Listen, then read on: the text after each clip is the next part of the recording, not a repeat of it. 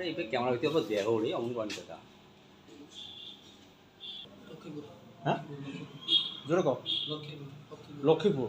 তোমার আদিন কুটে আদিন তো বস্তু লাগাবে 22 মিনিট একবার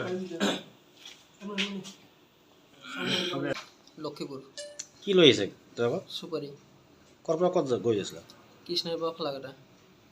কাগজপত্র আছে তোমার কাগজপত্র আছে পুলিশকে ধরলে কালি চেকিং মত না আছিল আর কি পিছত এসে কিমান সুপুরি আছে